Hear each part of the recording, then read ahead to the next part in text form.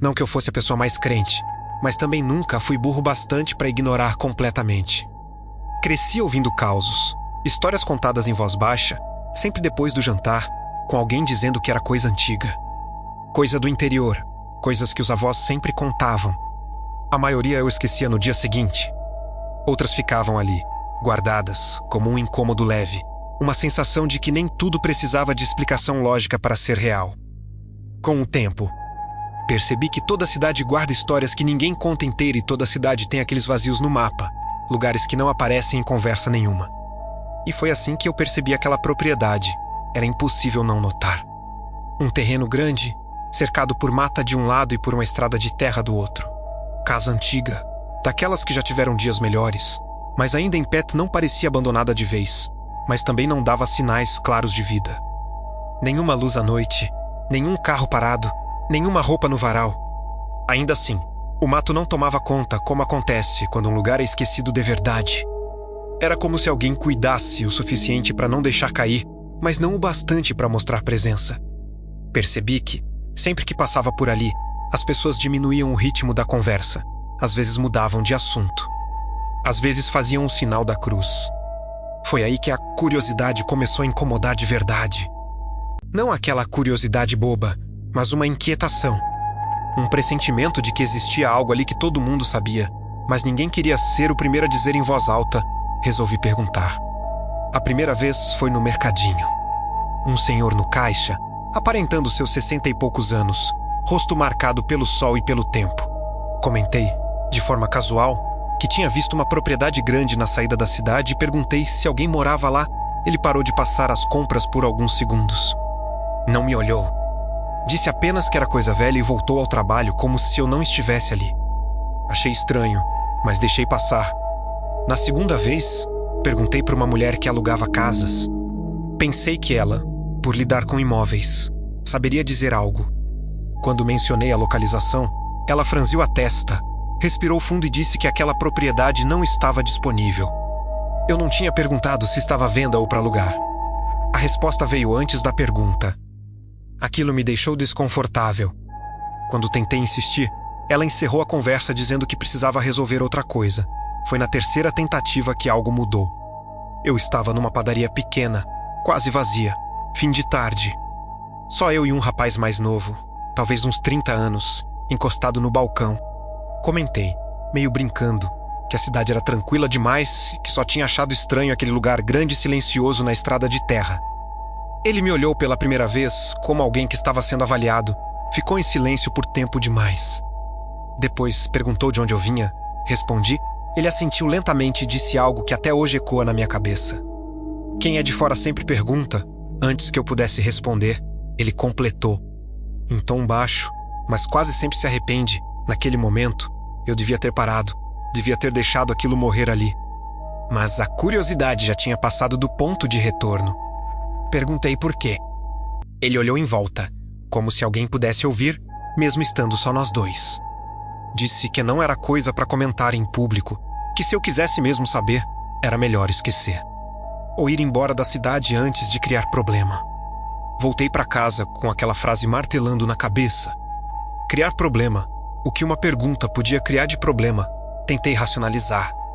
Interior gosta de mistério, exagero, histórias mal contadas. Mas naquela noite, dormi mal. Sonhei com a estrada de terra, com a casa escura, com alguém parado atrás da cerca, imóvel, só observando. No dia seguinte, decidi ir até lá não com intenção de entrar, nem de invadir nada, só passar mais perto, observar melhor. Fui durante o dia, sol alto, tudo claro demais para susto. A estrada estava seca, poeira subindo com cada passo. Conforme me aproximava, o silêncio ficava mais profundo, não tinha passarinho, não tinha inseto. Era um silêncio diferente daquele da cidade à noite. Era como se o som fosse engolido pelo lugar.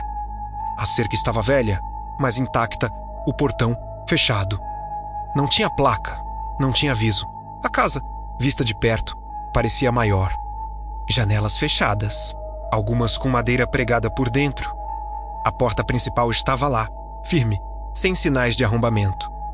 Mas o que mais me incomodou foi aquela sensação, estranha, de que não era eu quem estava observando a casa, mas o contrário. Dei meia volta e fui embora, mas com um peso que não soube explicar, como se tivesse feito algo errado sem saber exatamente o que. E foi depois disso que as coisas começaram a mudar comigo. Na primeira noite, ouvi meu nome sendo chamado. Fraco, distante, achei que fosse impressão, talvez alguém passando na rua. Olhei pela janela. Não vi ninguém, ignorei. Na noite seguinte, ouvi de novo. Dessa vez parecia vir da mata, um pouco além das últimas casas. A voz não gritava. Não pedia ajuda. Apenas chamava, como se tivesse certeza de que eu ouviria. Comecei a dormir mal.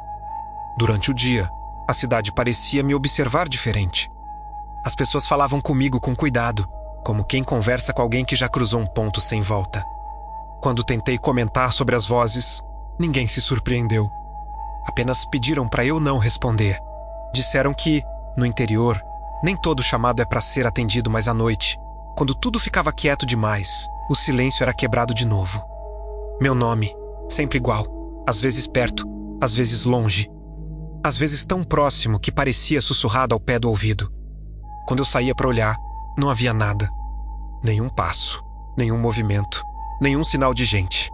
Até que, numa dessas noites, percebi algo diferente. O chamado não vinha mais de vários lugares. Tinha a direção, sempre a mesma, a estrada de terra. A propriedade. Fiquei dias lutando contra a ideia de seguir. Sabia que era uma péssima decisão. Mas a curiosidade já não era mais curiosidade. Era uma sensação de convocação. Como se aquilo estivesse apenas esperando que eu aceitasse. Naquela noite, o chamado veio mais cedo. Meu nome ecoou uma vez só, firme, vindo da mata. Peguei uma lanterna e saí. A estrada parecia mais longa do que durante o dia. Cada passo fazia o som desaparecer ao redor.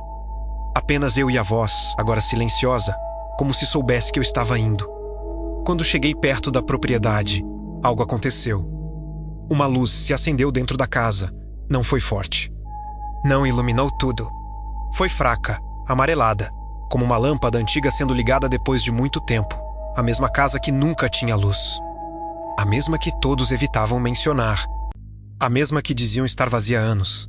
Eu parei, o silêncio era absoluto. Nenhum chamado, nenhum som. Apenas a luz, imóvel, como um olho aberto no escuro. Tive a sensação clara de que, se desse mais um passo, algo irreversível aconteceria. Não senti medo imediato. Senti reconhecimento, como se o lugar soubesse exatamente quem eu era e por que eu estava ali. Foi nesse momento que ouvi meu nome de novo, não da mata, não da estrada.